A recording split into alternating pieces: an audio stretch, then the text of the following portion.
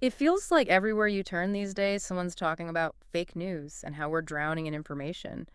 It really makes you wonder, with all the deepfakes and algorithms controlling what we see online, are we even able to tell what's real anymore? Yeah, it is kind of wild, isn't it? Like, Mhm. is there even a shared reality these days? Right. And that's exactly what we're diving into today. Our listeners pointed us to 21 Lessons for the 21st Century by Yuval Noah Harari. Oh, that's a good one. It is, and we've been so excited to explore it with everyone. Yeah, Harari's always got such interesting takes on things. Yeah. This one's not like his other books, Sapiens or Homo Deus, where he's laying out these huge historical narratives. Right, right. This time he's offering these, well, he calls them lessons, but they're more like a set of things we should all be thinking about, in the here and now. Yeah, he's basically saying, hey, there's a lot going on in the world. Let's talk about it. And what's really cool is this book came out of conversations he had with the public. I didn't know that. Yeah, That makes it even more relevant, right? It's like he's responding to what people are actually struggling with. totally. So for our deep dive today, we don't just want to summarize the book. We want to find that one core, powerful insight that we can take away from it. Like, what's the wisdom that can help us make sense of all the crazy stuff happening? From technology going bonkers to politics going haywire to even just figuring out what we can trust in the age of information overload. That's a great goal. So where do we start? Well, Harari kicks things off by talking about the big stories that have shaped the world, right? He points out that for most of the 20th century, there were these three dominant narratives: fascism, communism, and liberalism. And then, after World War II, fascism kind of gets knocked out of the running, leaving communism and liberalism as the main rivals. And then, boom, the Soviet Union collapses, and it looks like liberalism has won the day. Right, the whole end of history idea. But as Harari points out, it wasn't really the end, was it? Not so much. We're seeing a lot of pushback against the liberal story these days, especially its focus on globalization. Like Brexit, for example, or the rise of Trump. Exactly. And Harari suggests that this could be a new kind of populist backlash, not necessarily against an economic elite that's exploiting people directly, in the classic Marxist sense, but maybe against an elite that, because of technology and globalization, just doesn't need a big chunk of the population anymore. Wow.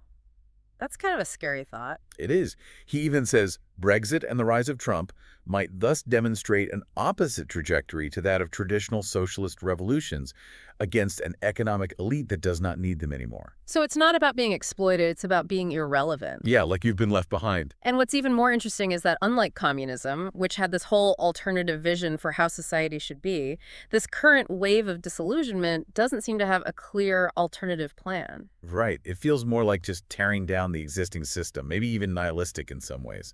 So with these old stories falling apart, Harari points to this growing trend of looking back, of romanticizing the past, like Make America Great Again, or the idea of a powerful Britain, or China harking back to its imperial glory days, or even Putin trying to revive the Tsarist empire.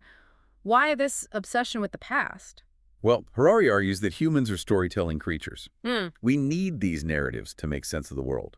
He writes, humans think in stories rather than in facts, numbers, or equations, and the simpler the story, the better.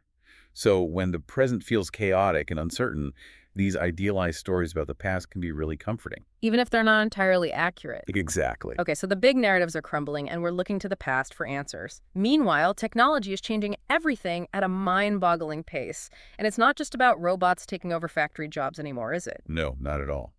The real game changer, according to Harari, is the combination of information technology and biotechnology. Right.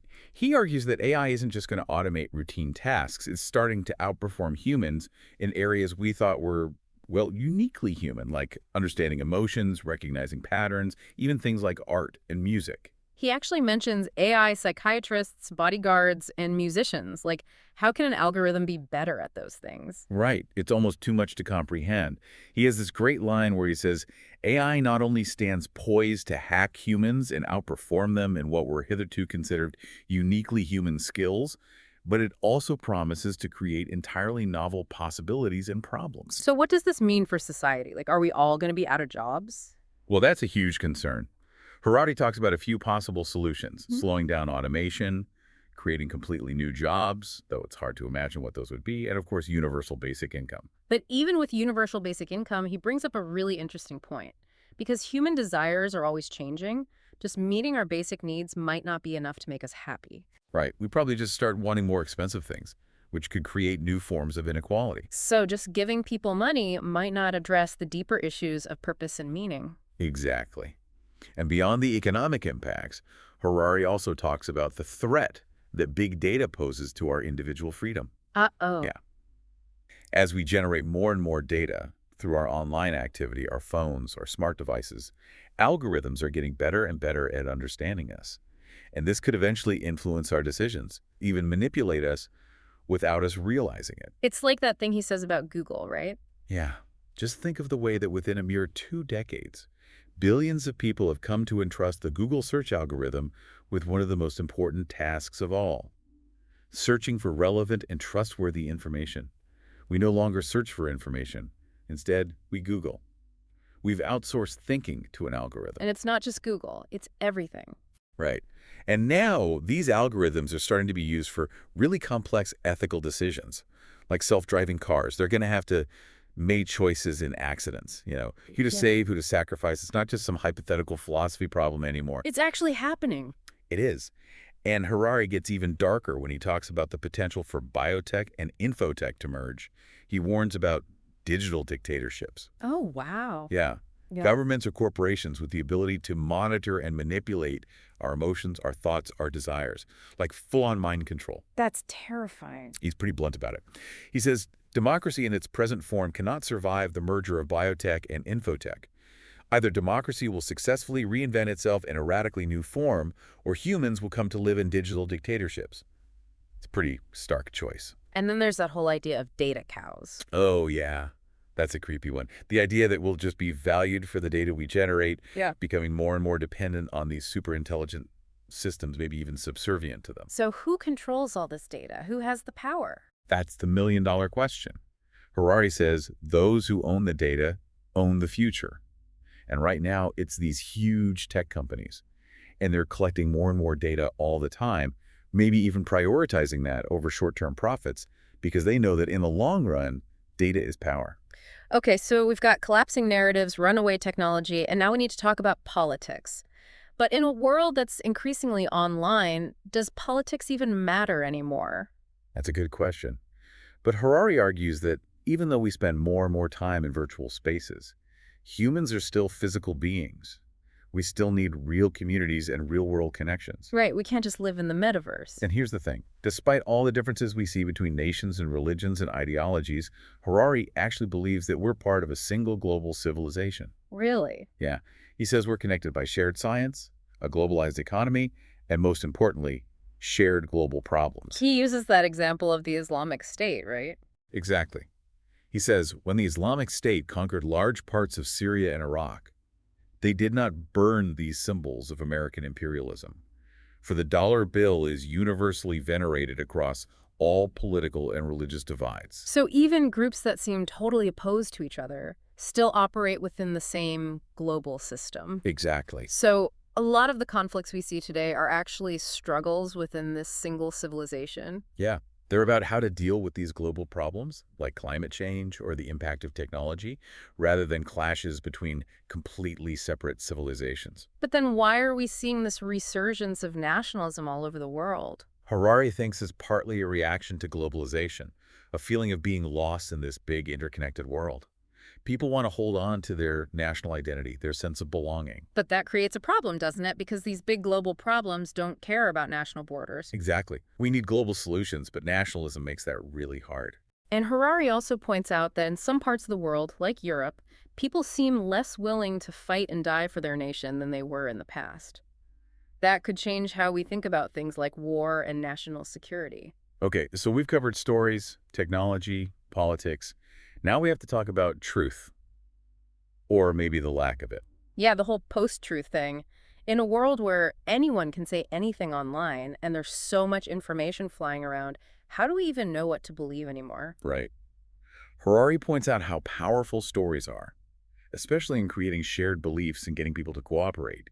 He talks about religion and national myths. He says, when 1,000 people believe some made-up story for 1 month, that's fake news. When 1 billion people believe it for 1,000 years, that's a religion. Which isn't to say religion is bad or wrong, but it shows how these shared narratives shape our reality. And he reminds us that propaganda has always been around, and the more you repeat a lie, the more people start to believe it. Especially online. Right. Harari says that with a lot of these free online services, if you're not paying for the product, you are the product. Your data is being sold to advertisers and political groups who are trying to manipulate you. So we have to be really careful. We need to develop our critical thinking skills, be skeptical, and look for different perspectives. Okay, so truth is slippery, the world is changing fast, and it can all feel pretty overwhelming. How do we even find meaning in all this chaos? That's the big question, right? The old stories are falling apart, and we don't have a clear new story to replace them. So people are struggling with their identity, their purpose, their place in the world. What skills do I even need for the future? Exactly. Religion might not seem so relevant to all the technical and political challenges we face today, but it still plays a huge role in how people see themselves and the world. Although he also points out that religion can be very divisive, right? Even small differences in belief can lead to huge conflicts. Yeah, unfortunately. He uses the example of Japan modernizing, while still holding on to his traditional identity through state Shinto. That's a complicated relationship. So if religion isn't the answer, what is? Well, Harari presents secularism as a positive alternative.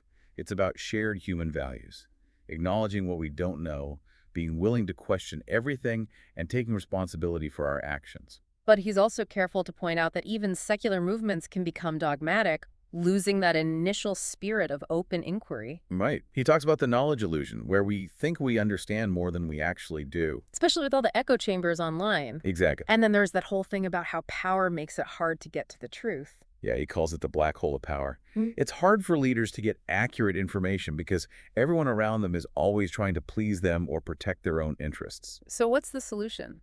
Harari says we need to start with humility. We need to acknowledge what we don't know. And we need to be able to understand perspectives different from our own. Empathy. So are you saying we should just give up on all grand narratives? He suggests that clinging to any rigid dogma, whether it's religious or secular, can give us a false sense of security. Even the liberal focus on individual freedom and creativity. He thinks that might be too simplistic, especially in light of what we're learning about how our brains work and how algorithms are starting to understand us better than we understand ourselves. So what can we hold on to? What's real? Well, this is where Harari gets really interesting. He says, because the most real thing in the world is suffering. Wow. He believes that the capacity to suffer is what distinguishes real beings from, figments of our imagination or even algorithms. Interesting. So how do we deal with all this suffering? Well, he talks about the importance of meditation and self-observation. You've mentioned before that you meditate. I do. It's been really helpful for me, just observing my own mind, seeing how my thoughts and emotions create suffering. Harari says suffering isn't always caused by external events, but by our reactions to them. Like wanting things to be different than they are. Exactly. And meditation isn't about escaping reality. It's about seeing it more clearly. He also talks about the difference between the brain and the mind, right? Yeah. The brain is the physical thing, but the mind is our subjective experience. And we still don't really understand how the mind comes from the brain. Right. And Harari thinks that observing our own minds through meditation can give us insights that science can't. Okay, so we've covered a lot of ground here. What would you say is the single most important takeaway from 21 lessons? What do you think? For me, it's the need for intellectual humility and critical thinking. In a world with so much information, so much change, so many competing narratives, we have to be able to question everything, admit what we don't know, and resist the temptation to oversimplify things. And maybe, like Harari suggests, focusing on the reality of suffering can help us navigate all this complexity. That's a really great way to put it. Hopefully our deep dive has given our listeners some new ways to think about the 21st century and the challenges we're facing. Absolutely. And it leaves us with a lot to ponder. It does. Here's one final thought for everyone to chew on. As AI keeps getting more advanced, could it eventually become conscious? And if it did, and it could process information and maybe even experience something like feelings, would our ideas about suffering still apply? Thanks to everyone for suggesting this amazing book and for joining us on this deep dive. It's been a mind-bending journey. It has.